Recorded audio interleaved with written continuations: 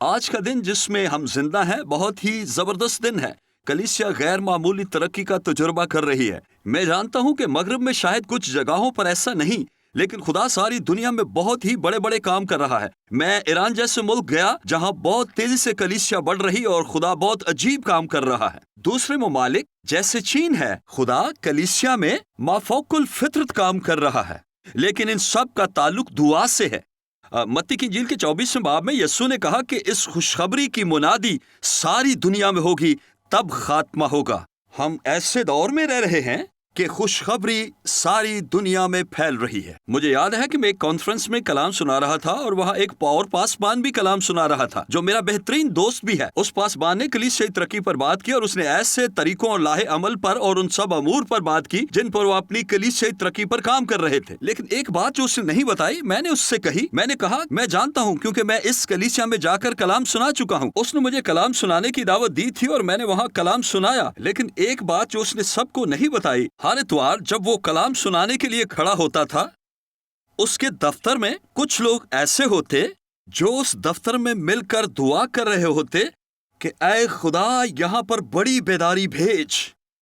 ذرا سنیے، دعا ہمیشہ لوگوں کے دلوں کو تیار کرتی ہے۔ یہی سبب ہے کہ خدا کے لوگوں میں دعا کو اہم درجہ حاصل ہونا چاہیے، کیونکہ دعا کو اولیت حاصل ہونا ضروری ہے۔ ضرور ہے کہ ہم پہلے خدا کی بادشاہی اور اس کی راستہ بازی کی تلاش کریں، تو یہ باقی سب چیزیں بھی ہمیں مل جائیں گی۔ لاہے عمل کا ہونا بہت اچھی بات ہے، منصوبہ بنانا بہت اچھا ہے، ہم ضرور ایسا کریں، لیکن سب سے بڑھ کر یہ کہ دعا سے آغاز کریں۔ جب یسوع نے کلیسیا کی بنیاد ڈالی تو اس نے کہا کہ باپ کے وعدے کے پورے ہونے کے لیے یروشلم میں انتظار کرو، اور انہیں آگے بڑھنے کے لیے خدا کی طرف سے پہل کرنے کا انتظار کرنا تھا۔ ہم اعمال کی کتاب کے پہلے باب میں دیکھتے ہیں کہ رسولوں نے ایسا ہی کیا۔ کلیسیا نے دعائیا میٹنگ ہی میں جنم لیا۔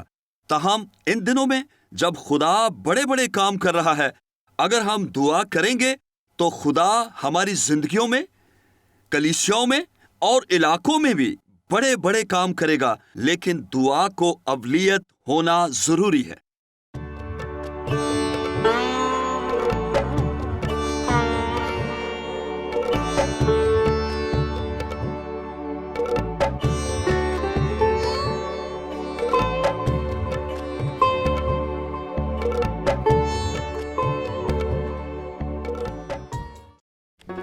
Do not forget to like the video, subscribe PTL TV, and press the bell icon to receive notifications.